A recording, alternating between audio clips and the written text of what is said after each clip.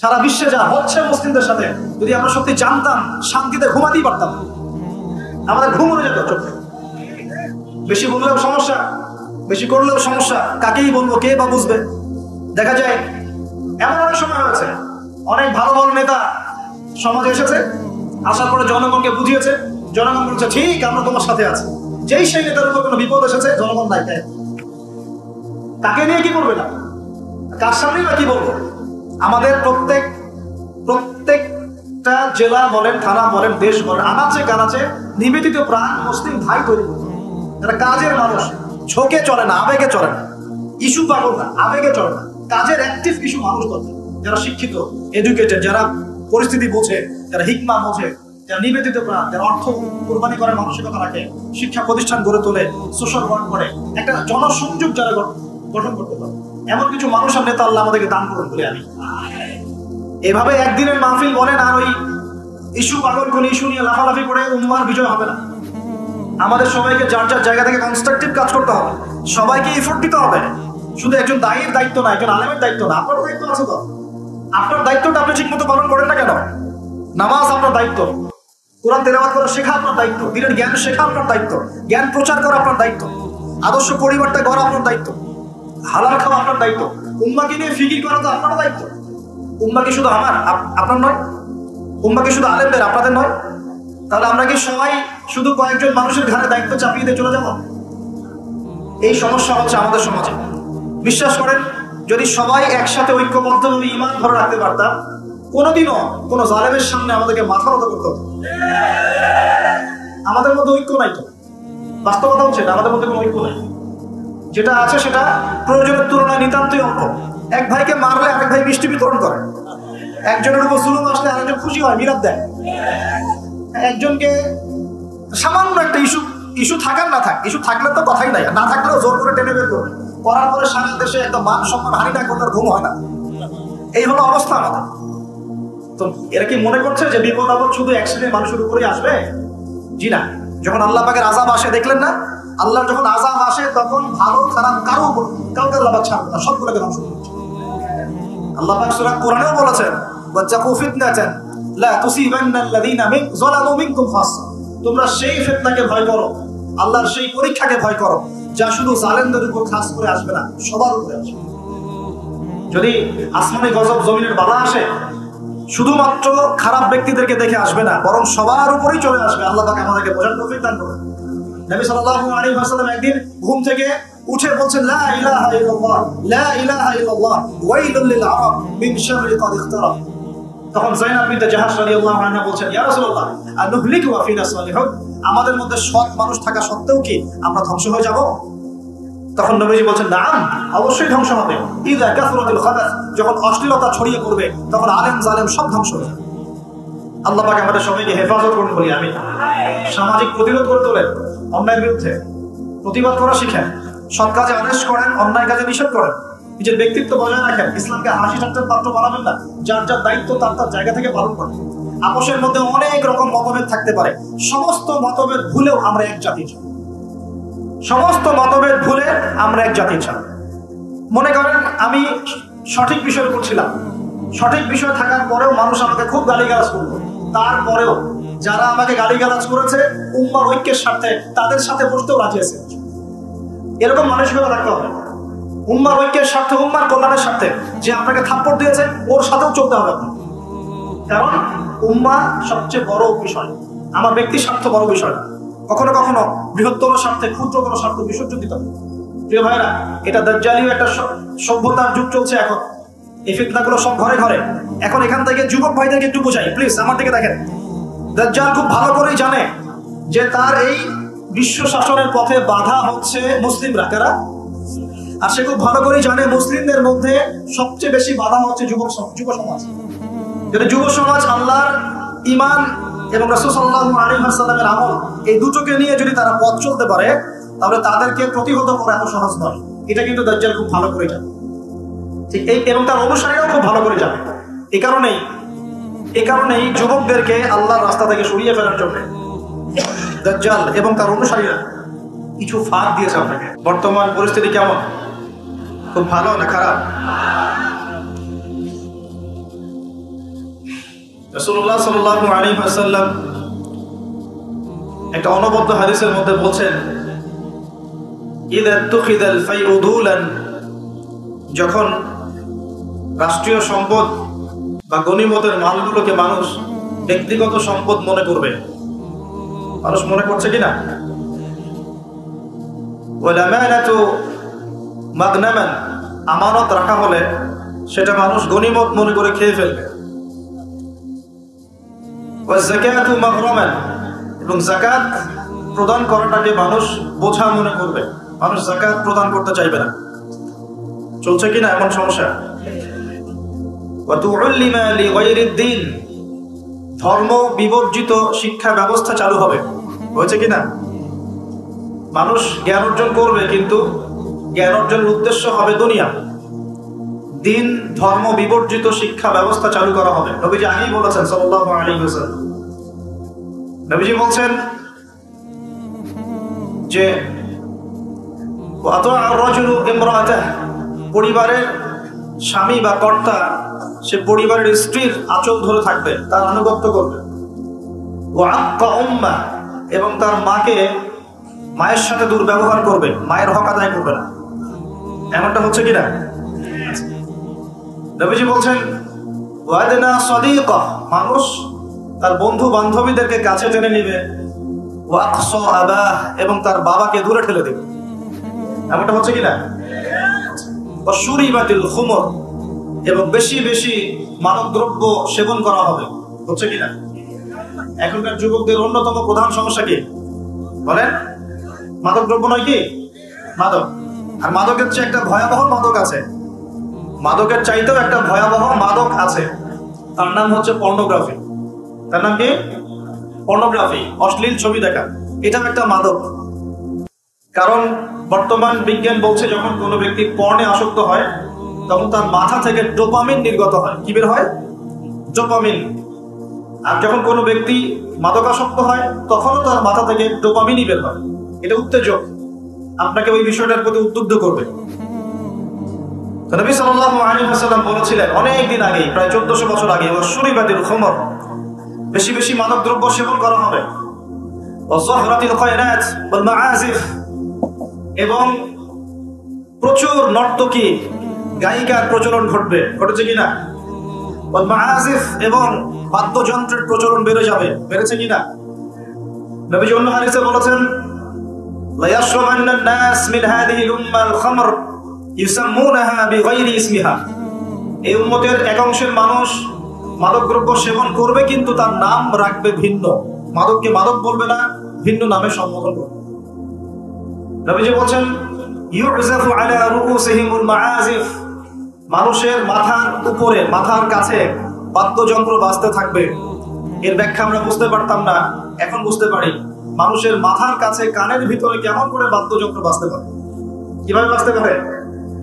Earphone, Bluetooth, সবার কানে কানে, সবাই গান শুনছে, নাউযুবিল্লাহ। বাদ্যযন্ত্র কানের ভিতরে না?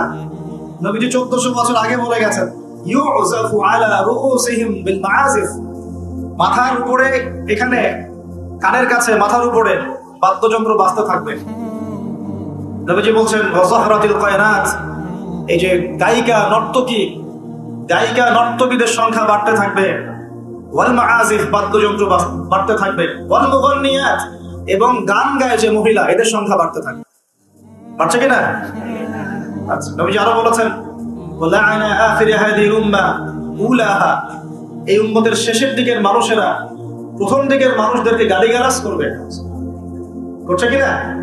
শেষের দিকের মানুষেরা প্রথম দিকের মানুষদেরকে গালিগালাজ করবে, বলবে ইসলাম তো ওই যুগে চলতো, এই যুগে চলে না, ইসলাম তো ওই যে সেকেলে ধর্ম, মধ্যযুগীয় বর্বর। এই কথাগুলো শোনেন কিনা?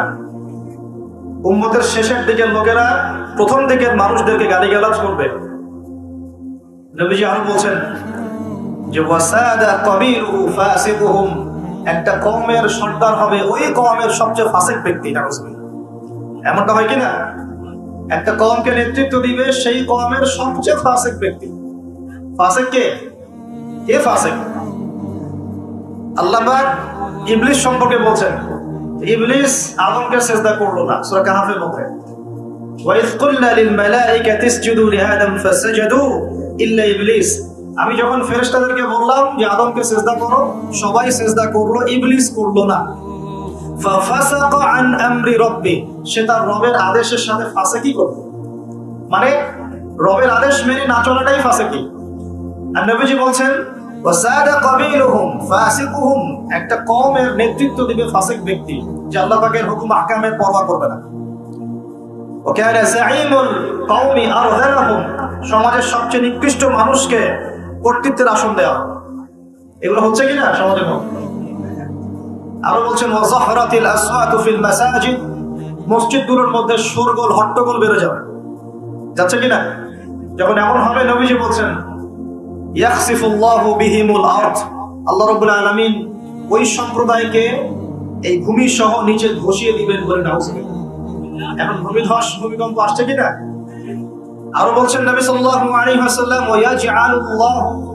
ওয়ায়াজআলুল্লাহু মিনহুমুল কিরাদাতা ওয়াল খানাজির, আল্লাহ রাব্বুল আলামিন তাদের মধ্যে কিছু মানুষকে শুয়োর এবং বানর বানিয়ে দিবেন বলে নাউজুবিল্লাহ। আর মানুষ কিন্তু বাহ্যিকভাবে বানর হয় না, দেখা যায় ভিতর থেকে বানর হয়ে গেছে, ভিতর থেকেই বানর হয়ে গেছে। ভিতর থেকে বানর মানে কি? বানর হচ্ছে এমন প্রাণী যে পাবলিকলি জেনা করে, পাবলিকলি জেনা করে। বানরের সঙ্গটা আপনাকে বলছি, বানরের সঙ্গ কি? প্রাইভেট লাইফ আর পাবলিক লাইফের পার্থক্য বানর বুঝে না। কোন কাজগুলো প্রাইভেট লাইফে করতে হয় আর কোন কাজগুলো পাবলিকলি করতে হয়, এই কমন সেন্সটা বানরের নাই। আমার কথা কি বুঝতে পারছেন? প্রাইভেট লাইফ মানে যে কাজগুলো আমরা ব্যক্তিগত জীবনে করি, গোপন কাজ, আর পাবলিক মানে যে পাবলিকলি আমরা সবাই বসে আছি এখন, পাবলিক লাইফ। তো প্রাইভেট লাইফ আর পাবলিক লাইফের পার্থক্যটা বানর বোঝে না। আর আল্লাহ পাক কি শাস্তি দিবেন? বানর বানিয়ে দিবেন। সত্যি সত্যি কি মানুষ এখনো বানর হয়েছে? কাউকে দেখেছেন যে মানুষ থেকে বানর হয়ে গেছে? এমন কি হয়েছে এখনো? শুধু সূরা বাকারা একটা দলিল আছে, শনিবারের সীমা লঙ্ঘন করার জন্য আল্লাহ পাক বনু ইসরাঈলের একটা দলকে মানুষ থেকে বানর বানিয়ে দিয়েছে। এই একটা দলিল কোরআনে পাওয়া যায়। এই উম্মতের মধ্যে কখনো শুনেছেন উম্মত মুহাম্মাদের কোন ব্যক্তি মানুষ থেকে বানর হয়ে গেছে? এটা হতে পারে মানুষ ভিতর থেকে বানর হয়ে যাবে, অর্থাৎ পাবলিক লাইফ আর প্রাইভেট লাইফের পার্থক্য বুঝতে পারবে না। এমনটা হচ্ছে কিনা? মানুষ এখন পাবলিক লাইফ আর প্রাইভেট লাইফটা একাকার করে ফেলছে না? বিয়ে করেছে, স্ত্রীকে দেখবে সে, ভালোবাসবে সে, স্ত্রী সাজবে তার জন্য, এগুলো সব প্রাইভেট ব্যাপার। এগুলোকে মানুষ পাবলিক করে ঘুরে বেড়াচ্ছে না?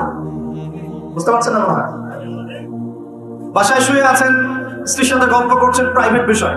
এটাকে ফেসবুকে ছবি তুলে যারা দিল, সে প্রাইভেট লাইফটাকে পাবলিক করে দিল না? মানুষ প্রাইভেট লাইফ আর পাবলিক লাইফের পার্থক্য বুঝতে পারছে না। নবীজি আরো বলছেন ওয়ায়াজআলুল্লাহু মিনহুমুল কিরাদাতা ওয়াল খানাজির, এবং আল্লাহ পাক তাদের মধ্যে কিছু শুয়োরও বানিয়ে দিবেন। কি বানিয়ে দিবেন?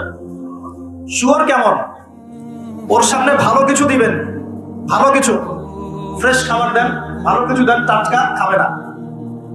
বাসি পচা নোংরা আবর্জনা তার সামনে দিবেন, খুব মজা করে করে খাবে। এখান থেকে কি বুঝলাম?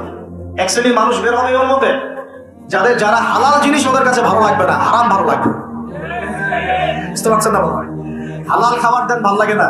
হারাম মাদক খেতে হয়, গাঁজা খেতে হয়, ইয়াবা খেতে হয়, ফেন্সিডিল খেতে হয়, না হলে ঘুমিয়ে আসেন।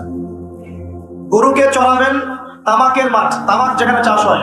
আমরা ওই যে বান্দরবন ওই এলাকার দিকে প্রোগ্রাম করতে গিয়ে দেখেছিলাম, মানে বিঘার পর বিঘা জমিতে খালি তামাক চাষ হচ্ছে, তামাক। ওই জমিগুলোর মধ্যে গরু ছাগল চলে না, কারণ গরু ছাগলও জানে যে এগুলো খাওয়ার জিনিস না। বুঝতে পারছেন কথা? কিন্তু মানুষ গোগ্রাসে খাচ্ছে, ডলছে, খাচ্ছে, টানছে। শুয়োর কেমন প্রাণী? যার সামনে ভালো কিছু দিলে সে খাবে না, খারাপটা দিলে আপনি খাবে। হালাল ভালো লাগছে না, হারাম ভালো লাগছে। আল্লাহ পর্দাকে হালাল করেছেন, পর্দা ভালো লাগে না, বেপর্দামি ভালো লাগে। আল্লাহ পাক, আল্লাহ রাব্বুল আলামিন ইসলাম নাজিল করেছেন, কোরআন সুন্নাহ ভালো লাগে না, মানব রচিত ধর্ম ভালো লাগে, মানব রচিত বিধান ভালো লাগে। আল্লাহ রাব্বুল আলামিন হালাল খাবার দিয়েছেন, ভালো লাগছে না, খাবারটাকে ম্যানুফ্যাকচার করে ভেজাল দিয়ে খাওয়াতে হবে। আল্লাহ পাক দিয়েছেন পবিত্র সম্পর্ক, পবিত্র সম্পর্ক ভালো লাগে না, অপবিত্র জেনা ভালো লাগে। আল্লাহ পাক দিয়েছেন পবিত্র বৈবাহিক সম্পর্ক, ভালো লাগে না, পরকীয়া ভালো লাগে, জেনা ভালো লাগে, পতিতাবৃত্তি করতে ভালো লাগে। এটা শুয়োরের স্বভাব। কার স্বভাব? এটাই হতে পারে সেই ব্যাখ্যা। আল্লাহ পাক বলছেন, তার নবীর মাধ্যমে জানাচ্ছেন, আল্লাহ পাক এই উম্মতের কিছু মানুষকে বানর বানিয়ে দিবেন, আবার শুয়োর বানিয়ে দিবেন। ভিতর থেকে বানর আর শুয়োর হয়ে যাচ্ছে না। আর এখন এগুলোই শেখানো হয় যে আমাদের পূর্বপুরুষকে নাকি মানব থেকে তৈরি করা হয়েছে। এই আকীদায় যে বিশ্বাস করে সে স্পষ্ট কাফের। যে এরকম কোন আকীদায় বিশ্বাস করবে সে স্পষ্ট কাফের, এবং তাকে কেউ কাফের মনে না করলেও সে কাফের। এখানে বড় বড় অনেক গোলামে কেরাম আছেন, আমি আসলে তাদের সামনে কথা বলতে লজ্জা বোধ করছি। আপনারা তাদের কাছ থেকে ফতোয়া জিজ্ঞাসা করেন। কেউ যদি বিশ্বাস করে যে আল্লাহ পাক মানুষকে নিজ হাতে আদম আলাইহিস সালামকে সৃষ্টি করেন নাই, বরং মানুষ বানর থেকে আস্তে আস্তে আস্তে আস্তে মানুষ হয়েছে, এই কথা যদি কেউ বিশ্বাস করে তাহলে সে ঈমান থাকবে না কুফরি হবে? ঈমান থাকবে? নিশ্চিত কালেও না। একজনকে চার্জ করা হচ্ছে। অবশ্যই এখানে একটা বিষয় আছে, এটা হয়তো সবাই ধরতে পারছে না। এখানে কিন্তু ইস্যু কয়েকটা আছে। একটা হচ্ছে বিবর্তনবাদ, একটা হচ্ছে ইতিহাস বিকৃতি, একটা হচ্ছে সমকামিতা শিক্ষা প্রদান করা, একটা হচ্ছে ইসলামিক যে মুভমেন্ট সেটাকে সবার সামনে নেগেটিভলি উপস্থাপন করা। এরকম কিছু ইস্যু কিন্তু উঠেছে। আমরা কিন্তু ব্যস্ত হয়ে আছি এই বানরার মানুষ নিয়ে, তাই না? এখানে বানরার মানুষটা মূল জিনিস না। এই পুরো জিনিসটার মূল বিষয়টা হচ্ছে এমন কিছু প্রবর্তন করার চেষ্টা করা হচ্ছে যেগুলোর উপরে যদি আমাদের প্রজন্ম 10, 20, 30 বছর পড়াশোনা করে, তাহলে 20 বছর পর একটা প্রজন্ম আসবে যারা আল্লাহকেই চিনবে না। এটা উদ্দেশ্য ছিল, এটা উদ্দেশ্য। আরেকটা বড় উদ্দেশ্য হচ্ছে ইতিহাসকে বিকৃত করা। এরপরে দেখবেন ফরায়েজি আন্দোলন, হাজী মোহাম্মদ শরীয়তুল্লাহ, তিতুমির, এই যে ইংরেজ বিরোধী বিপ্লবে যারা সর্বোচ্চ নেতৃত্ব দিয়েছিলেন, আলহামদুলিল্লাহ, তাদের নামগুলো আস্তে আস্তে আস্তে আস্তে কিন্তু মুছে ফেলার চেষ্টা করা হচ্ছে। এবং এই জায়গায় কিন্তু এমন কিছু শাসনকে হাইলাইট করা হচ্ছে, যেমন সেন শাসন, নাই, তাদেরকে হাইলাইট করার চেষ্টা করা হচ্ছে। এটা খুব ভালো ছিল। একটা জায়গায় দেখলাম লিখেছে ওইটা নাকি গণতান্ত্রিক ছিল। আমরা প্রশ্ন করতে চাই, ওই সময় গণতন্ত্র ছিল? সেন আর পাল বংশের সময় গণতন্ত্র বলে কিছু ছিল? কি দিয়ে মানুষকে কি শিখাচ্ছে আল্লাহ ভালো জানে। শিক্ষা ব্যবস্থার বেহাল দশা। কি দশা? বেহাল দশা। আমাদের সন্তানদের ব্যাপারে যদি আমরা সতর্ক না হই, তাহলে ওই যে নবীজি বললেন, ভূমিকম্প, আল্লাহর আযাব গজব আসার অন্যতম কারণ হবে ধর্ম বিবর্জিত শিক্ষা চালু করা। এবার শোনেন কি আযাব আসবে এই কাজগুলো করলে। এই কাজগুলো করলে কি আযাব আসবে একটু শোনেন, এরপরে আমি সামনে দিকে যাচ্ছি। কাজগুলো কি? যখন আমরা আমানতের খেয়ানত করব, এক, যখন গনিমতের মাল রাষ্ট্রীয় সম্পদকে নিজের বলে চালিয়ে দিব, যখন আমরা স্ত্রীদের আনুগত্য করে মাকে কষ্ট দিব, বন্ধুদেরকে কাছে টেনে নিয়ে বাবাকে কষ্ট দিব, যখন ধর্ম বিবর্জিত শিক্ষা চালু করব, যখন আমরা গায়িকা নর্তকীদেরকে বেশি প্রমোট করব, তাদেরকে বাড়িয়ে দিব, মসজিদে হট্টগোল বেড়ে যাবে, কানের কাছে বাদ্যযন্ত্র বাজবে, জেনা বাড়বে, অশ্লীলতা বাড়বে, ফাহেসা কাজ বাড়বে, এবং কমে নেতৃত্ব দিবে ফাসেক ব্যক্তি, সমাজের সবচেয়ে নিচু শ্রেণীর মানুষ উঁচু উঁচু বিল্ডিং নির্মাণের প্রতিযোগিতা করবে, এবং দাসী তার মনিবকে জন্ম দিবে, মানে সত্য মিথ্যা ন্যায় অন্যায়ের মানদণ্ড উঠে যাবে। যখন এমন হবে তখন নবীজি বলছেন ফালইয়ারতাকিবু ইনদা যালিকা, তখন ধেয়ে আসবে। কি ধেয়ে আসবে?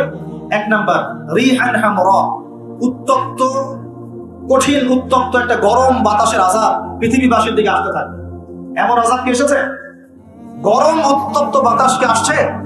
একটু নাসার গবেষণাগুলো করে দেখেন বাসায় গিয়ে, তারা বলছে যে সূর্যের মধ্যে এখন কিছু বিক্রিয়া চলছে, বিস্ফোরণ চলছে। এমন হতে পারে অতি শীঘ্রই পৃথিবীর দিকে উত্তপ্ত গরম বায়ুর আযাব আসা শুরু করবে। দেখেন হাদিসের সাথে এক্স্যাক্টলি মিলে গেছে। আল্লাহু আকবার। রিহান হামরা মানে গরম উত্তপ্ত বাতাস আসবে পৃথিবীতে। এবং মনে করবেন না এই বাতাস যদি গায়ে লাগে খুব কমফোর্টেবল ফিল হবে, বরং এর ফলশ্রুতিতে দেখা যাবে ফসল নষ্ট হয়ে যেতে পারে, বৃষ্টিপাত বন্ধ হয়ে যেতে পারে, খরা হতে পারে, মরুকরণ হতে পারে, আর অনেক সমস্যা হতে পারে, পানির স্তর নিচে নেমে যেতে পারে। রিহান হামরা। আরেকটা হচ্ছে দুই, ওয়াজালজালাতান, এবং ভূমিকম্প। আর নবীজি বলছেন ভূমিকম্প না, নবীজি বলছেন যে বাইনা ইয়াদাইস সাআ, কিয়ামতের আগে আগে মুজারুন শাদীদ, মহামারী ছড়িয়ে পড়বে, বড় বড় মহামারী। ওয়াদানাহু, আর মহামারীর পরে আসবে সালামাতুজ জালাজিল, ভূমিকম্পের বছরগুলো। ভূমিকম্পের বছরগুলো, সানা মানে একটা বছর, সানাওয়াত মানে অনেকগুলো বছর, জালজালা মানে ভূমিকম্প, জালাজিল মানে ভূমিকম্প সমূহ, অর্থাৎ ভূমিকম্পের বছরগুলো আসছে পৃথিবীর সামনে। আমরা পৃথিবীতে এসেছি, কেউ 60, 70, 100 বছর হয়তো বাঁচবো, কেউ কম বা আরো বেশি, কিন্তু একসময় আমাদেরকে চলে যেতে হবে। এই যে রুহের জগৎ, দুনিয়ার জগৎ, কবর, হাসর, মিজান, পুলসিরাত, জান্নাত, জাহান্নাম, এই যে পুরো সিলসিলা, এর মধ্যে সবচেয়ে ইম্পর্টেন্ট জায়গা কোনটা আপনারা বলেন? কর্মক্ষেত্র হচ্ছে দুনিয়া, এবং পরীক্ষার জায়গা কোনটা বলেন? এবং এরপরে পরকালীন সফরের ক্ষেত্রে সবচেয়ে গুরুত্বপূর্ণ জায়গা কোনটা বলেন? কয়টা প্রশ্ন হবে? 3টা নিয়ে আলাদা আলাদা লেকচার দরকার। আমি একটা প্রশ্ন শুধু বলছি, মা দিনুক, মা দিনুক। এই দিনের প্রকৃত ব্যাখ্যা আজকে বাংলার মানুষ বুঝতে ব্যর্থ। এই দিনের প্রকৃত ব্যাখ্যা আজকে আমাদের সবার আগে বুঝতে হবে, তারপরে আমরা এই আলোচনায় যাব যে দিন আমরা কায়েম করব কিভাবে। দুটো বিষয়, দিন কি, এর আসলে মৌলিক ব্যাখ্যাটা কি, এবং এটা কায়েমের পথ ও পদ্ধতি কি, সুন্নাহ কি, এই বিষয়গুলো আমাদের সবার কনসেপ্ট ক্লিয়ার না থাকলে আমরা অনেক সময় নেক্সট রুতেও ধোঁকা খেতে পারি। মাদিনুকা প্রশ্ন সবচেয়ে কঠিন। উসমান রাদিয়াল্লাহু আনহুর কথা আপনারা জানেন, তিনি কবরের সামনে গেলে কান্নাকাটি করতেন, এখানে যে পার পেয়ে যাবে ইনশাআল্লাহ সে জান্নাতে যাবে। এখানকার মৌলিক প্রশ্নের একটা হচ্ছে মাদিনুক, তোমার দিন কি? আল্লাহ রাব্বুল আলামিন বলে দিচ্ছেন, ইন্না দীন ইনদাল্লাহিল ইসলাম, আমার কাছে নিঃসন্দেহে একটাই মনোনীত জীবন ব্যবস্থার নাম হলো ইসলাম। দিন শব্দটাকে বাংলাদেশের 90% মানুষ বোঝে ধর্ম অর্থে। দিন শব্দটাকে বাংলাদেশের ম্যাক্সিমাম মানুষ বোঝে ধর্ম অর্থে, অথচ এটা যে শুধু একটা কৃষ্টি কালচার ধর্ম না, বরং এটা একটা পুরো কমপ্লিট কোড অফ লাইফ, এই কনসেপ্টটা বুঝতে পারে না। আপনার জীবন ব্যবস্থার মধ্যে বেসিক্যালি 2টা বিষয় থাকে, একটু মনোযোগ ধরে রাখবেন। একটা হচ্ছে আপনার ধর্মীয় জীবন, একটা হচ্ছে আপনার বৈষয়িক জীবন। আমি কি বোঝাতে পারছি ভাই? একটা আপনার ধর্মীয় জীবন, একটা আপনার বৈষয়িক জীবন। ধর্মীয় জীবন অর্থ কি? মানে আমার সালাত, আমার সওম, হজ, উমরা, তাসবিহ, তাহলিল, জিকির, আজকার, তিলাওয়াত ইত্যাদি ইত্যাদি ইত্যাদি, এগুলো হচ্ছে আমাদের ধর্মীয় জীবন। তো এই ধর্মীয় জীবনে আমরা পবিত্র কোরআন এবং সুন্নাহ মেনে চলবো কিনা? ইনশাআল্লাহ, এই কনসেপ্ট সবার ক্লিয়ার। আরেকটা জীবন আছে আমাদের, সেটা হচ্ছে আমাদের এই যে সাংস্কৃতিক জীবন, শিক্ষা জীবন, অর্থনৈতিক জীবন, রাজনৈতিক জীবন, পারিবারিক জীবন এবং গ্লোবাল অ্যাফেয়ার্স। এই জীবনটাকে আমরা বলি বৈষয়িক জীবন। কি জীবন? এই বৈষয়িক জীবনটাতে ইসলাম মানতে আমাদের দেশের বেশিরভাগ মানুষের অ্যালার্জি আছে, এবং যতক্ষণ পর্যন্ত আমরা ধর্মীয় এবং বৈষয়িক উভয় জীবন ইসলামকে মানতে পারছি না, পরিপূর্ণ মুসলমান হতে পারি নাই। আমরা মুখে লা ইলাহা ইল্লাল্লাহ বললেও আমরা কিন্তু আবু জেহেল মার্কা মুসলমান হয়ে থাকবো। তো আসুন এখান থেকে আপনাদেরকে 3টা বিষয় আমি একটু বোঝানোর চেষ্টা করি। 1 নাম্বার, আমার ক্ষুদ্র জ্ঞানে, খুব ক্ষুদ্র জ্ঞানে আমি একটা বিষয় অবজার্ভ করেছি যে পুরো ওয়ার্ল্ডে এখন মানুষ বেসিক্যালি এই দিন শব্দকে কেন্দ্র করে 3টা ভাগে ভাগ হয়ে গেছে। কয়টা ভাগে ভাই? 1 নাম্বার হচ্ছে এমন কিছু মানুষ, এমন এক শ্রেণীর মানুষ যারা অবশ্য সংখ্যাগরিষ্ঠ, যারা ধর্মীয় জীবন, বৈষয়িক জীবন কোনো জীবনেই ইসলামকে মানে না, দিনকে মানে না। না ধর্মীয় জীবনে ইসলামকে মানে, না আল্লাহকে মানে, রসুলকে মানে, আর না বৈষয়িক জীবনে আল্লাহ, রসুল, ইসলামকে মানে। এই শ্রেণীটার সংখ্যা বিশ্বে বেশি, পুরো পশ্চিমা সভ্যতা এর মধ্যে অন্তর্ভুক্ত, ইল্লা মাশাআল্লাহ। যেই পশ্চিমাদেরকে আমরা এখন আমাদের মাথার উপরে উঠিয়ে নিয়েছি, ঠিক আছে, ওই যে বনু ইসরাইল তো নাজাত পাওয়ার 40 দিন পর বাছুর পূজা শুরু করেছিল, আমরা তার আগে শুরু করেছি। আর ওরা করেছিল বাছুর পূজা, আমরা করছি পশ্চিমা পূজা। তো এই পশ্চিমাদের আদর্শ হচ্ছে তারা ধর্মীয় জীবনেও আল্লাহর অস্তিত্ব স্বীকার করেন না, এবং বৈষয়িক জীবনেও তারা আল্লাহকে স্বীকার করেন না। এটা একটা গডলেস ওয়ার্ল্ড, গড শব্দটা ওদের ভাষায় বললাম। এদের কিছু লেসপেন্সার বাংলাদেশের মাটিতেও আছে, যাদেরকে আমরা বলি নাস্তিক এবং মোরতাদ। যত নাস্তিক মোরতাদ আছে সবই এই আকীদা মুক্ত। তারা না বৈষয়িক জীবন আল্লাহকে মানে, আর না ধর্মীয় জীবন আল্লাহকে মানে। তাদের কালিমার আসলে এই পুরো জুমলার মধ্যে ওদের শব্দ 2টা, একটা হচ্ছে লা, একটা হচ্ছে ইলাহা। নাস্তিকদের কালিমা কি? শুধু লা ইলাহা, কোনো ইলাহ নাই, নাউযুবিল্লাহ। আর আমাদের পুরো জুমলায় 4টা শব্দ চলে আসে, লা ইলাহা ইল্লাল্লাহ। একটু আগে আপনারা বললেন নাস্তিকদের মধ্যে শুধু এতটুকু আছে, লা ইলাহা, কোনো ইলাহ নাই, নাউযুবিল্লাহি মিন যালিক। তো এই হচ্ছে একটা শ্রেণী যারা দ্বীনের ব্যাখ্যাকে এভাবে বুঝেছে যে বৈষয়িক জীবনেও তারা দ্বীনকে মানে না, এবং ধর্মীয় জীবনেও আল্লাহর অস্তিত্বকে স্বীকার করে না। এবং এরাই বাংলাদেশের মধ্যে যত নাস্তিকতা এবং মুরতাদ এবং এই সংস্কৃতি চালু করেছে এরাই। এটা একটা শ্রেণী।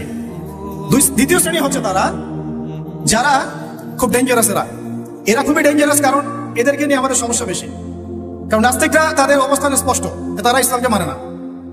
কিন্তু দ্বিতীয় শ্রেণী যারা, তারা আমাদের সাথেই চলাফেরা করে, আমাদের পাশেই সালাত আদায় করে, এবং পুরো কালিমাটাই পড়ে লা ইলাহা ইল্লাল্লাহ, কখনো কখনো মুহাম্মদ রাসূলুল্লাহ বলে। কিন্তু ধর্মীয় জীবনে তারা কোনো কোনো ক্ষেত্রে আল্লাহকে মানলেও, ইসলামকে মানলেও, নামাজ রোজা হজ জাকাত ইত্যাদি করলেও বৈষয়িক জীবনে অর্থাৎ আপনার সাংস্কৃতিক জীবনে, অর্থনৈতিক জীবনে এবং স্পেশালি রাজনৈতিক জীবনে তারা ইসলামকে 5 পয়সা মূল্যায়ন করতে চান না। এবং এই পুরো শ্রেণীটা বাংলাদেশে যত রাম বাম প্রগতিশীল সুশীল বুদ্ধিজীবী আর সেকুলার আছে সব এই শ্রেণী, ইল্লা মাশাআল্লাহ কিছু মানুষকে বাদ রাখলো। দ্বিতীয় শ্রেণীটা আমাদের জন্য সবচেয়ে বেশি ডেঞ্জারাস এই কারণে, আর প্রথম শ্রেণীটা আমাদেরকে সরাসরি ওই যে জঙ্গি মৌলবাদী সব বলে না। এই দ্বিতীয় শ্রেণীর যারা, তারা আমাদেরকে অর্থাৎ তৃতীয় শ্রেণীর মানুষকে, যেটা আমি এখন আলোচনা করি নাই, তাদেরকে বলে যে তারা হচ্ছে ধর্মান্ধ, তারা হচ্ছে মৌলবাদী, তারা হচ্ছে ইত্যাদি সন্ত্রাসী, তারা হচ্ছে উগ্রপন্থী, তারা হচ্ছে কি বলবো, হ্যাঁ বলেন, এই শব্দগুলো তারা প্রয়োগ করে এই দ্বিতীয় শ্রেণীর মানুষটা। অথচ তারা কিন্তু আমাদের সমাজেই চলাফেরা করে, আমাদের সাথেই নামাজ পড়ে, জুমার নামাজেও আসে, মারা গেলে জানাজাও পড়ানো হয়, তারা নামাজ রোজা হজ জাকাতও করে, মাঝে মাঝে হজ উমরা বছর বছর করে। এবং আমরা মাঝে মাঝে দেখি যে তারা মদিনায় বসে 20 টাকার নামাজ পড়তেছে 9 মিনিটে। তো এই পুরো সেকুলার সোসাইটি কিন্তু দিন শব্দের ব্যাখ্যা নিয়েছে একটা ধর্মের রূপে, কৃষ্টি কালচার রূপে, এটাকে জীবন ব্যবস্থা রূপে তারা নেয় নাই। আমার কথা কি বুঝতে অসুবিধা হচ্ছে?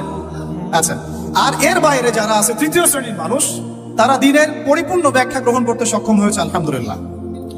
তারাই এই পৃথিবীতে ঘুরাবা এবং ইনশাআল্লাহ ফাতুবা লিল গুরাবা। তারা হচ্ছে এই পৃথিবীতে ঘুরাবা, এই কারণে তাদেরকে মানুষ খুব একটা মূল্যায়ন করছে না। এই তৃতীয় শ্রেণীর মানুষ হচ্ছে গুটি কয়েক কিছু মানুষ এই পৃথিবীতে, বাংলাদেশেও এবং সারা ওয়ার্ল্ডে। তারা ধর্মীয় জীবনেও এক আল্লাহ তাওহীদ ছাড়া কিছুই বোঝে না, এবং বৈষয়িক জীবনে অর্থাৎ আপনার সংস্কৃতি, আপনার অর্থনীতি, রাজনীতি, পারিবারিক নীতি, শিক্ষানীতি, এই নীতিগুলোতে ইসলাম অর্থাৎ কোরআন এবং সুন্নাহ ব্যতীত অন্য কোনো দর্শনের তারা ধার ধারে না। তো দিন শব্দকে কেন্দ্র করে এইভাবে মানুষ 3 ভাগে ভাগ হয়ে গেছে। এখন আপনারা কোন দলে থাকতে চান? থাকতে হলে এখন অনেক অপবাদ সহ্য করতে হবে, অনেক ত্যাগ আপনার গায়ে লাগতে পারে, এবং অনেকে আপনার দিকে বাঁকা চোখে তাকাবে, কিন্তু বিশ্বাস করেন এটাই হচ্ছে নাজাতের একমাত্র পথ। কেন? আল্লাহ পাক এই সূরা, এই আলে ইমরান সূরারই 85 নম্বর আয়াতে গিয়ে বলেছেন যে ওয়ামান ইয়াবতাগি গায়রাল ইসলামি দীনান ফালান ইউকবালা মিন। যারা মাদ্রাসার দেয়ালে হেঁটেছে, মানে দরজায় হেঁটেছে, দরজার সামনে দাঁড়িয়েছে কখনো, তারাও এই আয়াতের অর্থ ভালো করে জানে। ওয়ামান ইয়াবতাগি গায়রাল ইসলামি দীনান, কেউ যদি ইসলাম ছাড়া অন্য কোন জীবন ব্যবস্থা তালাশ করে, হোক সেটা ধর্মীয় জীবনেই বা বৈষয়িক জীবন, হোক সেটা অর্থনীতিতে বা রাজনীতিতে, যে কোনো জায়গাতে, সংস্কৃতিতে বা শিক্ষানীতিতে, ফালাই ইউকবালা মিন, কোশ্চিন কালেও তার কাছ থেকে কোনো আমল কবুল করা হবে না। এটা আল্লাহ পাকের একদম স্ট্রেট ফরওয়ার্ড স্টেটমেন্ট। তাদের কাছ থেকে কোনো আমল কবুল করা হবে না, যতই লা ইলাহা ইল্লাল্লাহ পড়েন না কেন। আপনি দিন শেষে আব্দুল্লাহ বিন উবাইয়ের অনুসারী হয়ে থাকবেন। আমরা কিন্তু আমাদের নবীজিকে সাল্লাল্লাহু আলাইহি ওয়াসাল্লাম নাম আসলে দরুদ পড়ব ইনশাআল্লাহ। আর তাকে কিন্তু আমরা কখনো হয়তো দেখি নাই, অনেকে স্বপ্নেও দেখি নাই, তাই না? আব্দুল্লাহ বিন উবাই তাকে দেখেছে, তার পিছনে নামাজও পড়েছে, মুখে কালিমার সাক্ষ্য দিয়েছে। আমাদের নবীজি তার নিজের জামা দিয়ে তাকে দাফন করেছে, কিন্তু সে কোথায় যাবে? জান্নাতে না জাহান্নামে? কেন যাবে? কারণ কি? কারণ সে মুখে মুখে ইসলাম স্বীকার করলেও মন থেকে স্বীকার করে নাই। কিছু কিছু ইসলামের বিধিবিধান সে পালন করতো ঠিকই, কিন্তু ইসলামকে একটা কোড অফ লাইফ হিসেবে সে কখনো গ্রহণ করে না। তাহলে আমাদের সোকল ডেমোক্রেটিকদের কি অবস্থা হবে?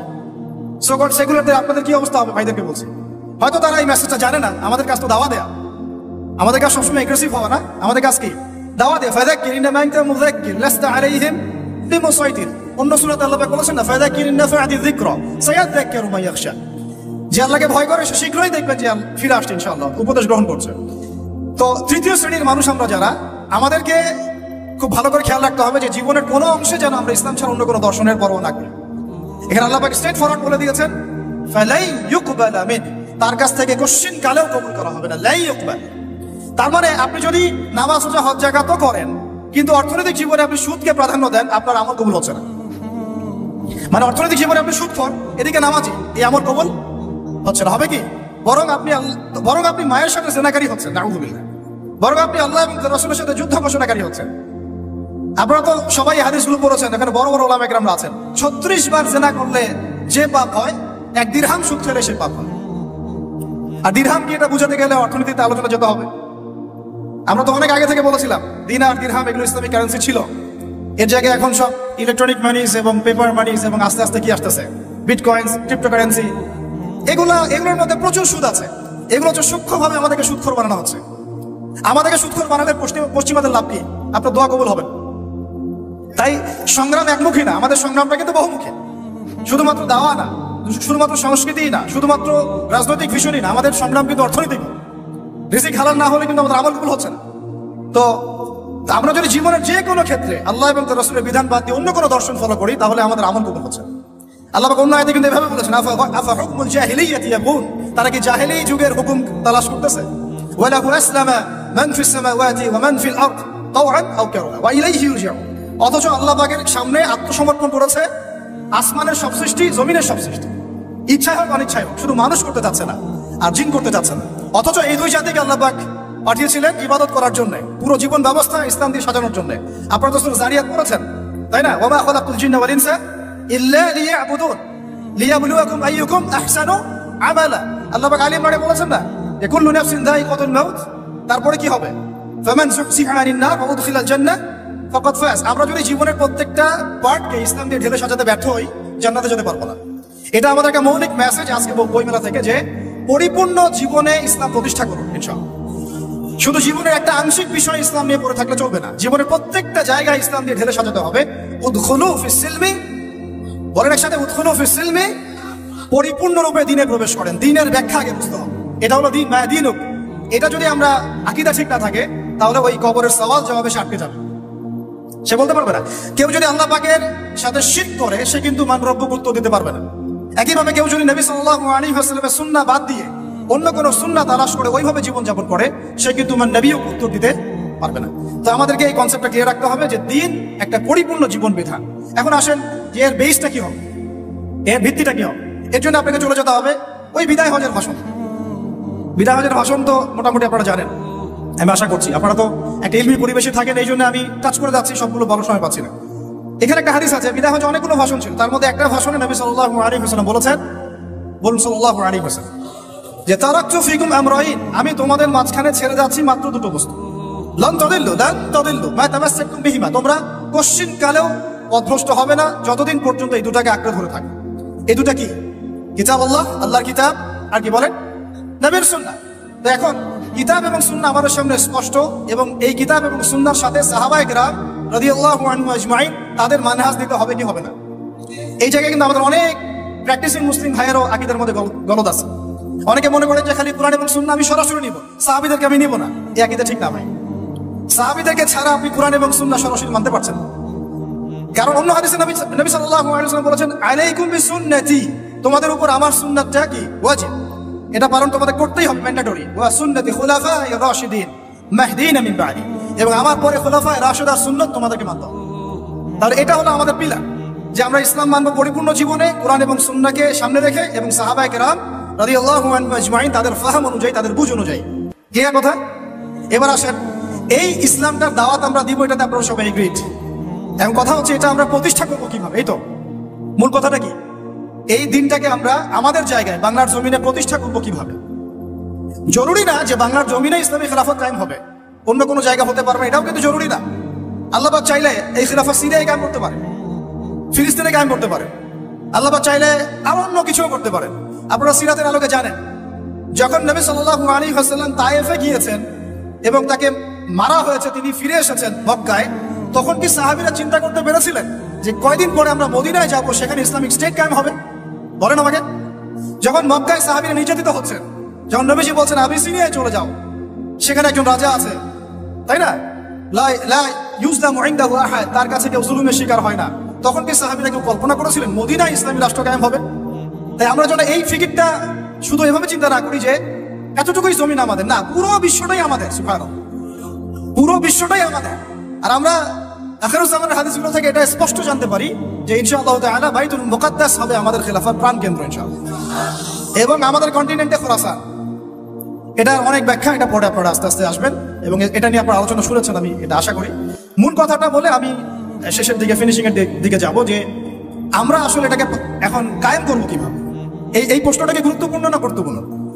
অনেকে অনেকভাবে ব্যাখ্যা করছেন। কেউ বলছেন যে এটা কায়েম করতে হবে অমুক পদ্ধতিতে, কেউ বলছেন তমুক পদ্ধতিতে, কেউ বলছেন যে শুধু দাওয়াতের মাধ্যমে, কেউ বলছেন শুধু জিহাদ, কেউ বলছেন সরাসরি শুধু কিতাল, কেউ বলছেন ডেমোক্রেসি, কেউ বলছেন ভোটাভুটি, কেউ বলছেন বুলেট, কেউ বলছেন ব্যালট। তাহলে আসলে যাবোটা কোথায় এবং সুন্নাহ ভিত্তিক পদ্ধতিটা কি? এটার উত্তর দেওয়ার আগে আমি একটা প্রশ্ন করি আপনাদেরকে। আমাকে আপনারা বলেন যে দিন কায়েম করাটা কি ইবাদত, না এটা একটা দুনিয়াবি কাজ? বলেন। আচ্ছা, এখন আমাকে বলেন যে ইবাদত কবুল হওয়ার শর্ত কয়টা? বলেন বলেন, 2টা বা 3টা? ঠিক আছে তো ভাই, বলেন, সাহস করেন। 2টা বা 3টা, তাই না? প্রথমটা হচ্ছে আল্লাহ পাকের সন্তুষ্টির জন্য হতে হবে। তাহলে আমরা দিন কায়েম করতে গেলে কার সন্তুষ্টি থাকবে আমাদের মাথায়? শুধু এক আল্লাহকে রাজি খুশি করার জন্য দিন কায়েমের চেষ্টা করা, শুধু এক আল্লাহ সন্তুষ্টির জন্য, অন্য কাউকে দেখানোর জন্য না, অন্য কাউকে শোনানোর জন্য না, বা গনিমত পাওয়ার জন্য না, শুধু আমার ক্ষমতা দখল করার জন্য না, শুধু এক আল্লাহকে রাজি খুশি করার জন্য আমার দিন কায়েমের মুভমেন্ট থাকবে। এই জায়গায় কিন্তু অনেকের ইখলাস নষ্ট হয়ে যায়, আন্দোলন ব্যর্থ হয়ে যায়। আমাকে বলেন যে এখন এতদিন যা হলো, এখন যা হচ্ছে, ভবিষ্যতে যা হবে, এখানে পুরো সিস্টেমটার মধ্যে ইখলাস কি এটা ছিল যে আল্লাহর জমিনে আল্লাহর তাওহীদ কায়েম করা? এখন আপনারা বুঝতে পারতেছেন, প্রথম দিন আমরা স্ট্যাটাস দিয়েছিলাম যে পশ্চিমার কোনো সেবা দাসকে আমরা গ্রহণ করবো না। এখন আস্তে আস্তে সব বুঝতে পারবেন, কেবল তো শুরু, দেখেন সামনে কি হয়। শোনেন, এই উসুলটা মাথায় রাখেন, যখন একটা কম জুলুম করতে থাকে, যখন একটা কম জুলুমের উপর জুলুম করতে থাকে, আল্লাহ পাক তার উপরে আরো বড় জালেম চাপায় দেন। এরপরে যখন এই কমটা মাজলুম হয়ে যায়, আল্লাহকে ডাকতে থাকে, আল্লাহর কাছে আত্মসমর্পণ করে, তখন আল্লাহ পাক তার জন্য ওই ফেরাউন থেকে নিষ্কৃতির জন্য মুসা আলাইহিস সালামের মতো মানুষকে পাঠান। এরপর তারা মুক্তির পথে যায়। আবার যখন এই কম ওই ফেরাউনের কবল থেকে নাজাত পেয়ে বনু ইসরাঈলের উদ্ধত আচরণ শুরু করে, তখন আরো বড় জালেমকে আল্লাহ চাপায় দেন। আমরা যেন এই ভুল করতে না যাই, আমরা যেন এই ভুলটা না করি। আল্লাহ পাক যদি আমাদেরকে ফেরাউনের কবল থেকে নাজাত দিয়ে থাকেন, আমরা যেন উদ্ধত বনু ইসরাঈল না হয়ে যায়, এটা আমার খুব হৃদয়ের ভিতর থেকে একটা আকুতি আর কি। তো মূল কথায় আসি যে আল্লাহ পাকের সন্তুষ্টি হবে আমার উদ্দেশ্য, ইখলাস ঠিক রাখতে হবে প্রত্যেকটা কাজে। আপনারা বই মেলায় কেন এসেছেন? আল্লাহকে রাজি খুশি করার জন্য। আমি কেন কথা বলছি? আল্লাহকে রাজি খুশি করার জন্য। আমরা ওস্তাদকে শ্রদ্ধা সম্মান কেন করি? আল্লাহকে রাজি খুশি করার জন্য। নাকি ওস্তাদ আপনাকে প্রশংসা করবেন সেজন্য, নাকি এখানে আপনি কোনো স্বার্থ পাবেন সেজন্য? শুধু এক আল্লাহকে রাজি খুশি করার জন্য যখন আমরা সবাই কাজ করব, দেখবেন অটোমেটিক্যালি তাওহীদ প্রতিষ্ঠা হয়ে গেছে। আপনারা যখন সিরাত পড়বেন দেখবেন খায়বার যুদ্ধের পরে মদিনা ফেরার পথে আরো 2-1টা যুদ্ধ হয়েছে। ওই 2-1টা যুদ্ধের মধ্যে কিছু ইহুদি উৎপেতে আক্রমণের চেষ্টা করেছিল। সেখানে নবী সাল্লাল্লাহু আলাইহি ওয়াসাল্লামের একজন খাদেম ছিল। সেই খাদেম তীরবিদ্ধ হয়। সাহাবীরা বলতে লাগলো যে মাশাআল্লাহ, এ তো পুরো জান্নাতে চলে যাবে। নবী সাল্লাল্লাহু আলাইহি ওয়াসাল্লামের খাদেম ছিল, তীরবিদ্ধ হয়ে শহীদ হল। নবীজি বলছেন না, সাল্লাল্লাহু আলাইহি ওয়াসাল্লাম বলছেন না, বরং আমি দেখছি তাকে জাহান্নামের আগুনে জ্বলতে। বলেন আউযুবিল্লাহ। সাহাবীরা অবাক হয়ে জিজ্ঞাসা করলেন, কি কারণ ইয়া রাসূলুল্লাহ? তিনি বললেন, খায়বারের গনিমতের মাল থেকে একটা চাদর সে না বলে নিয়েছিল, এই কারণে। খায়বারের গনিমতের মাল থেকে একটা চাদর সে না বলে নিয়েছিল, জাস্ট এই কারণে। তখন সবাই কিছু কিছু করে জিনিস আনা শুরু করলো, জমা দেওয়া শুরু করলো। একটা মেসওয়াক, একটা ডাল পর্যন্ত মানুষ জমা দিয়ে দিল। নবীজি বলেন, এগুলো ছিল জাহান্নামের অংশ যা তোমরা জমা দিলে। তাহলে আমাদের পুরো মুভমেন্টের উদ্দেশ্য কি হবে বলেন? আজকের আলোচনা সব ভুলে গেলে একটু ভুলে যায় না। আমাদের পুরো উদ্দেশ্যটা কি হবে? শুধু এক আল্লাহকে রাজি খুশি করার জন্য। এই উদ্দেশ্য থাকলে তখন আপনি আমির মানতেও সমস্যা হবে না, জামায়াতে আসতেও সমস্যা হবে না, ইমারতেও সমস্যা হবে না, আপনার বায়াত দিতেও সমস্যা হবে। এখানে যদি স্বার্থ থাকে তখন আপনি কিন্তু এখানে এড়াই যাবেন না। আমি কেন তাকে মানবো? আমি কি কম বড় আলেম? হ্যাঁ, আমি কেন জামায়ায় যাবো? আমার কি আলাদা জামায়াত করার সুযোগ নাই? আমি কি সিরাত কম বুঝি? আমি কি দিন কায়েম কম বুঝি? আমি কেন ঐক্যের জন্য নরম হব? আমি কি বেহকের উপর আছি? এই যে বিষয়গুলো তখনই আসে যখন ইখলাস ঠিক থাকে না। ইখলাস ঠিক না থাকলে কোনো কাজের বারাকা আসবে না। আল্লাহ পাক আমাদেরকে বোঝার তৌফিক দান। 2 নম্বর হচ্ছে ভাই যে আমল, যেহেতু বললেন দিন কায়েম একটা ইবাদত, তাহলে ইবাদত করতে হবে কার তরিকা অনুযায়ী? বলেন। এটা আপনারা সবাই এক বাক্যে স্বীকার করছেন, নবী সাল্লাল্লাহু আলাইহি ওয়াসাল্লামের সুন্নাত এবং তরিকা ছাড়া দিন কায়েমটা ইবাদত বলে গণ্য হবে না। সেটা আমার একটা ব্যর্থ প্রচেষ্টা হয়ে যেতে পারে। সূরা কাহফে একটা আয়াত আছে, কিন্তু ওই যে কিছু মানুষ মনে করে তারা খুব সুন্দর আমল করছে, ওয়াহুম ইয়াহসাবুনা আন্নাহুম ইউহসিনুনা সুনআ। এদের ব্যাপারে আল্লাহ পাক বলেছেন, কুল হাল নুনাব্বিউকুম বিল আখসারিনা আমাল। সবচেয়ে ক্ষতিগ্রস্ত আমলকারী সম্পর্কে আমি জানাবো কিনা? এটা তারা যারা দুনিয়াতে অনেক সুন্দর আমল করে, মনে করে আমরা অনেক সুন্দর আমল করছি, অথচ ওদের আমল বিফল হয়ে গেছে। ইখলাস ঠিক না থাকার কারণে, নবীর তরিকা অনুযায়ী না হওয়ার কারণে। তাহলে এখন যদি আমরা এগ্রি করি যে হ্যাঁ, দিন কায়েমটা নবী সাল্লাল্লাহু আলাইহি ওয়াসাল্লামের পদ্ধতিতেই করতে হবে, তাহলে আমাকে সিরাতে আসতে হবে কি আসতে হবে না? সুন্নাতে আসতে হবে কি আসতে হবে না? বরং আমি বলবো এভাবে যে সিরাতের সুন্নতে আসতে হবে। সিরাতের সুন্নতে আসতে হবে দিন কায়েম করতে। অন্য কোনো সুন্নত নাই আমাদের সামনে। এখন অনেক ভাই কেউ বলছেন যে আব্রাহাম লিঙ্কনের তরিকাতে দিন কায়েম হবে। কি যুক্তি তো তারা দিচ্ছেন অনেক। কেউ বলছেন যে আরে ভাই, নাই মামার চেয়ে তো কানা মামা ভালো। কেউ বলছেন ভাই, আগে এত পুরো রুটির দিকে তাকানোর দরকার কি? রুটির 2-1টা টুকরা হলে তো হয়। এবং তাদেরকে পশ্চিমারা খুব সহজেই কিন্তু বাগে আনতে পারবে। 10টা করে সিট দিয়ে দিবে, ভাগ করে নেন আপনারা 60টা সিট, তারাও সন্তুষ্ট। তারাও সন্তুষ্ট যে আমরা তো আগে কিছুই পাইতাম না, অন্তত এখন 50টা তো পাইছি। বিশ্বাস করেন, আমি কেন বড় বড় আল্লাহর অলিকেও যদি আপনি সিস্টেমের মধ্য দিয়ে ওখানে প্রেসিডেন্ট হিসেবে বসাই দেন, সে একজন বান্দা গরু ছাড়া কিছুই করতে পারবে। আমরা বলছি সিরাতে সুন্নতে গেলে পুরো রুটিটাই আমাদের হবে। রুটির টুকরা আমরা চাই না, পুরো রুটিটাই চাই। রুটি আমার, তুমি খাইলে খাও, না খাইলে যাও, সোজা কথা। সিরাতে সুন্নতে আসলে আপনি পুরোটাই পাবেন। এখন কেউ বলছে আব্রাহাম লিঙ্কনের তরিকাতেই হবে, হয়তো বুঝের কিছু ঘাটতি থাকতে পারে, এটা একাডেমিক আলোচনা ওস্তাদ বলেছেন, এটা আমরা কিন্তু সবাই সমালোচনা করতে যাব না। অনলাইনের এই জগৎটাকে আপনারা নোংরা করে ফেলবেন না। সবাই সব বিষয়ে কথা বলবে না, সবাই সব বিষয়ে কথা বলবেন না। যে বিষয়ে যে ব্যক্তি কথা বলার যোগ্য তিনি কথা বলবেন। যাদের সাথে কথা বললে কাজ হবে তাদের সাথে কথা বলবেন, ঠিক আছে?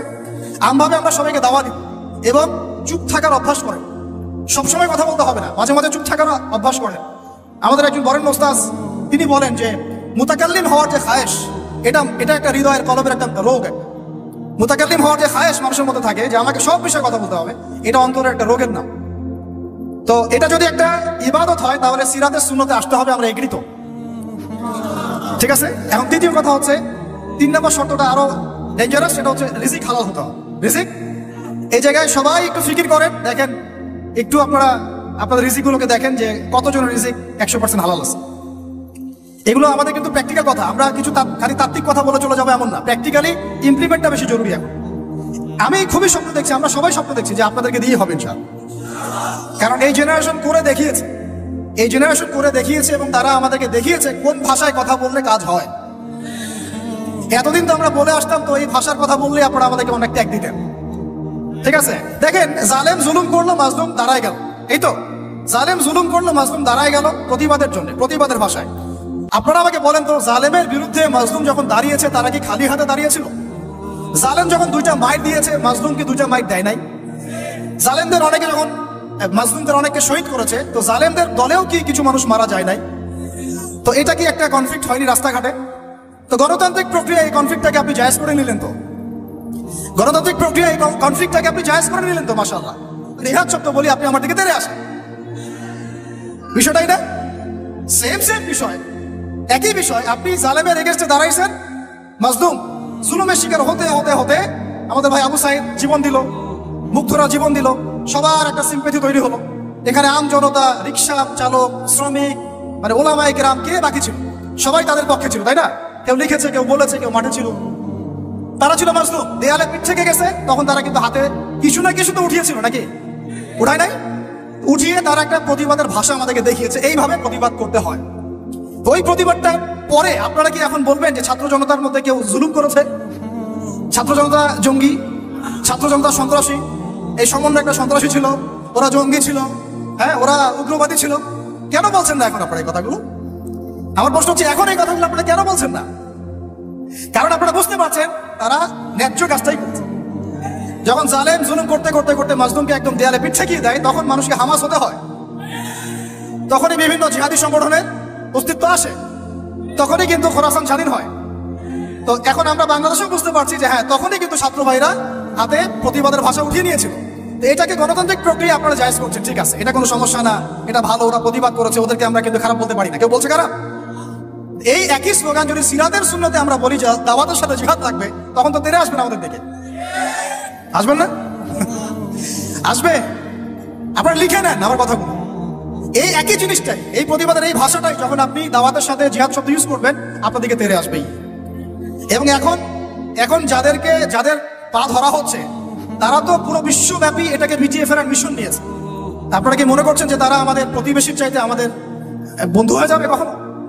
কশিন গেল না, এটা জেগে জেগে স্বপ্ন দেখছে তারা। তো আল্লাহ পাক তাদেরকে সহিহ সামাজ দান করে না। সবসময় আমরা সবকিছু করবো না, আমরা তো পরিবেশ পরিস্থিতি বুঝে ইনিশিয়েটিভ নিব, তাই না? কিন্তু সিরাতের কোন অংশকে আপনি বাদ দিতে পারেন না। তো একটা অংশকে বাদ দিয়ে দিবেন, একটা অংশকে নিবেন, দিনের কিছু অংশকে রাখবেন, কিছু অংশকে রাখবেন না, এটা তো ইসলাম। যখন যেটা ইমপ্লিমেন্ট করার অবস্থা সৃষ্টি হবে তখন সেটা করতে হবে, এটাই তো ইসলাম। আর আমরা দেখলাম যে কোন ভাষায় কথা বললে দাবি আদায় করা যায়। আর একটা ভাষা আছে বাংলাদেশে দাবি আদায় করার, কিছু হইলে শাহবাগে চলে যাওয়ার। তো মাঝে মাঝে আমরা বাসায় একটু মশকরা করি যে তোমার কিছু লাগবে, কেন কিছু লাগলে চলো শাহবাগে যাই, দাঁড়ালেই আমাদেরকে ইয়া দিবে আর কি, মানুষ বাবা দিবে, আমার দিকে জনসমর্থন তৈরি হবে। তো মূল জায়গায় আসি ভাই, যে এখন আপনাদের সাথে এই ব্যাপারটা আমার ক্লিয়ার যে এটা একটা ইবাদত, এটাকে করতে হবে সিরাতের সুন্নতে, তাই তো? আর সিরাতের সুন্নতে করতে গেলে আপনাদেরকে সিরাত পড়তে হবে কিনা ভাই? আর আমাকে বলেন যে সিরাতের 40 থেকে 50টা কিতাব আছে এখন যদি আপনারা করে নেবেন। আলহামদুলিল্লাহ আমার বাসায় মোটামুটি সবগুলোই আছে এবং সিরাতের একজন গভীর ছাত্র। সিরাতের 10টা কিতাব কারা কারা পড়েছে? কমপক্ষে 10টা। আচ্ছা 10টা বেশি বলে ফেলছি, 5টা সিরাতের বই কারা কারা পড়েছে? মাশাআল্লাহ। একটা পড়েছেন কারা কারা ভাই? একটা, অন্তত একটা কিতাবের নাম বলছি, খুব পাতলা একটা কিতাব, সিরাতে খতামুল আম্বিয়া কয়জন পড়েছে? আর রাহিকুল মাকতুম কয়জন পড়েছে? নবী রহমত কয়জন পড়েছে? এরকম অনেক কিতাব আছে। সিরাতের বই না পড়লে ভাই তরিকা বোঝা যাবে না। তরিকা সবসময় আপনাকে সবকিছু ধরায় দিতে হবে কেন? আপনি নিজেই বুঝে নেন কোনটা তরিকা, তখন আমি বললে আপনি বুঝে ফেলবেন কত কি। এখন আমি খুব সংক্ষেপে আপনাদেরকে বলছি যে দেখেন তরিকাটা কেমন ছিল। নবী সাল্লাল্লাহু আলাইহি ওয়াসাল্লাম, একটু মনোযোগ দেই ভাই, এটা আমার আলোচনার শেষ পার্ট, ঠিক আছে? নবী সাল্লাল্লাহু আলাইহি ওয়াসাল্লাম এমন একটা যুগে ছিলেন যে যুগটা ঠিক আমাদের মতোই, একেবারে হুবাহু না হলে 19 আর 20। যেমন উনি এমন একটা যুগে জন্ম নিয়েছিলেন যে যুগটার মধ্যে 5টা মৌলিক সমস্যা ছিল। কয়টা? এবং ওই যুগটাকে আপনারা আইয়ামে জাহিলিয়াত বলে গালি দেন, তাই তো? এবং সেকুলার রামবামরাও বলেন আইয়ামে জাহিলিয়াত। কেন বলি আমরা? কারণ ওই সমাজে শিরক ছিল। কি ছিল? এবার আপনি আমাকে বলেন এই সমাজের মধ্যে শিরক আছে কিনা? ওখানে লাত ওজ্জা হুবল মানাতের ইবাদত হয়েছে। এখন তো বিভিন্ন ভাস্কর্যের পূজা হয়েছে, হয় নাই? ছবি সংস্কৃতি হয়েছে, মূর্তি সংস্কৃতি হয়েছে। এখানে একটা আমার দুঃখের কথা একটু বলেই ফেলি যে অনেকে বলেছেন যে মাদ্রাসার ছেলেদেরকে মন্দির পাহারা দিতে ইত্যাদি ইত্যাদি। আমি এটার সাথে একমত না। এটার সাথে আমি ব্যক্তিগতভাবে বলছি আর কি, আমি একমত না। কারণ বাংলাদেশে অমুসলিম প্রশাসন আছে, তাদেরকে ডিউটি দেওয়া যায়। আমি তো এটাও পক্ষপাতী না যে একজন মুসলিম অফিসার ওখানে গিয়ে মূর্তি পাহারা দিন, আর মাদ্রাসার ছেলেরা কি কারণে ওখানে গিয়ে পাহারা দিতে যাবে? এই যে একবারই বেশি দরদ দেখানো, এটা আমাদের মনে হয় ভালো হচ্ছে না। আর আমরা যত ইলিশ দেই না কেন, তারা আমাদেরকে কখনো স্বাধীনতা দিবে না। এগুলা বাদ দেন, এগুলোর দিন শেষ। সরাসরি কথা বলতে হবে। কই, তারা তো পাকিস্তানের বাদ ছাড়তে পারে নাই, তারা তো চায়নার বাদ ছাড়তে পারে না, তারা তো অন্যান্য ইভেন নেপালেরও বাদ ছাড়তে পারে না। তাহলে এই যে তিস্তার বাদ আর এই বাদগুলো এত সহজে ছাড়ে কিভাবে? ব্যাপারটা তো এখানে ফয়সালা হবে না যে ছেড়ে দিল, বন্যা হয়ে গেল, আমরা ত্রাণ দিলাম, ফখর করলাম কে কত টাকা ত্রাণ দিয়েছে। ত্রাণ দিয়েছি ঠিক আছে, আলহামদুলিল্লাহ। আমার মূল জায়গা হচ্ছে সে যেন পানি ছাড়তে না পারে এরপর থেকে। এটা ছিল আমাদের মূল কথা। কিন্তু এই জায়গায় কি আমরা কাজ করলাম? আমরা ত্রাণ দিলাম, আলহামদুলিল্লাহ, ঠিক আছে, কিন্তু আমরা কিন্তু ওই জায়গায় গেলাম না যে এরপর থেকে যেন এই বাদ খোলার সাহস তারা না পায়। তো মূল জায়গায় আসে, আল্লাহ পাক আমাদেরকে আমল করার তৌফিক দান করে দেন। আচ্ছা, প্রথম সমস্যাটা ছিল আইয়ামে জাহিলিয়াতে, যে ওই যুগে শিরক ছিল। এটা ছিল মূল কথা। আইয়ামে জাহিলিয়াত কেন বলছেন? ওই যুগে কি ছিল? এখন বিশ্বাস করেন আমাদের বাংলার মাটিতে ধর্মীয় অঙ্গনের শিরক আছে, কবর পূজা, মাজার পূজা আছে না? রাজনৈতিক অঙ্গনের শিরক আছে। কি শিরক? আল্লাহর বিধান বাদ দিয়ে তাগুতি বিধানে দাসত্ব করা। অর্থনৈতিক অঙ্গনের শিরক আছে, আল্লাহর হালালকে হারাম করে ওটাকে আবার বেশি উত্তম মনে করা। এগুলো কি ইমান ভঙ্গের কারণের মধ্যে পড়ে না? আপনারা তো জানেন। তারপরে সংস্কৃতির মধ্যে শিরক নাই, আর শিক্ষার শিরক তো আপনারা দেখতেই পাচ্ছেন। শিক্ষার মধ্যে কি কি শিরক আছে? এখন তো আপনাকে ট্রান্সজেন্ডার পড়তে হবে, টেক্সট বইয়ের মধ্যে চলে আসতেছে। কি করবেন আপনি? তো প্রত্যেকটা ডিপার্টমেন্ট, আমাদের ডিপার্টমেন্টই কয়টাই? ব্যক্তি জীবন, ধর্মীয় জীবন, পারিবারিক, অর্থনৈতিক, শিক্ষা, সংস্কৃতি, রাজনীতি, প্রত্যেকটা ডিপার্টমেন্টের শিরক আছে বাংলাদেশে। তাহলে আইয়ামে জাহিলিয়াতের ওই শিরক না হয় একটা ধর্মীয় প্রেক্ষাপটে ছিল, এটা তো পুরো একটা গ্লোবাল প্রেক্ষাপটে শিরক হয়ে যাচ্ছে। তাহলে আমরা কি এখন আইয়ামে জাহিলিয়াত থেকে এই সেন্সে মুক্ত হতে পেরেছি? দ্বিতীয় প্রবলেম ছিল রিবা। আইয়ামে জাহিলিয়াতের দ্বিতীয় প্রবলেম রিবা। এখন আপনি যে কোনো ব্যাংকের দিকে তাকান বা ব্যাংকিং সিস্টেমের দিকে তাকান, ইনক্লুডিং ওয়ার্ল্ড ব্যাংক, IMF, তারপরে আপনার ফেডারেল রিজার্ভ এবং আমাদের সেন্ট্রাল ব্যাংকগুলো। ইকোনমিক্স আমরা পড়েছি ভাই, না পড়ে কথা বলছি না। ইকোনমিক্স আমাদের ইউনিভার্সিটির সাবজেক্ট। একেবারে ভিতরে গোড়ায় শিরক আছে, সুদ আছে। কি আছে? সুদ আছে, গোড়ায় সুদ আছে। এমন ভাবে সুদের অক্টোপাসে চেপে ধরেছে যে মানে আপনি যেটাই ডিল করতে যান একটা সুদের অংশ আপনাকে দিতে হবে। পশ্চিমাদের কাছে আপনি লোন নিতে যান, বিনা সুদে কোনো লোন তারা দিবে না। বরং আমরা দেখেছি খোরাসান স্বাধীন হওয়ার পরে তাদের যে রিজার্ভ ছিল ওটা তারা জব্দ করেছিল। আপনারা তো অনেকে জানেন যে তারা এখন কারেন্সির দিক থেকে অনেক উন্নত হয়ে গেছে। কেউ কি কখনো জিজ্ঞাসা করেছেন বা প্রশ্ন তুলেছেন যে কি ফর্মুলা তারা ইমপ্লিমেন্ট করেছেন? তারা কিন্তু ডাবল কারেন্সি চালান, তাদের দেশে ডাবল কারেন্সি চলে, যাকাত ভিত্তিক অর্থনীতি চলে, এবং সব দুর্নীতি তারা বন্ধ করেছে, এবং যত কালো টাকা এগুলোকে সাদা করে ফেলেছে। তো এই বিষয়গুলো কি ইসলামের মধ্যে নাই? কিন্তু এর ইমপ্লিমেন্ট বাংলাদেশে বিগত 70 বছর হয় নাই। যতবারই স্বাধীন হয়েছেন আপনারা, এই ইমপ্লিমেন্ট হয় নাই যে সুদবিহীন অর্থ ব্যবস্থা চালু করা, কেউ করতে পারে নাই।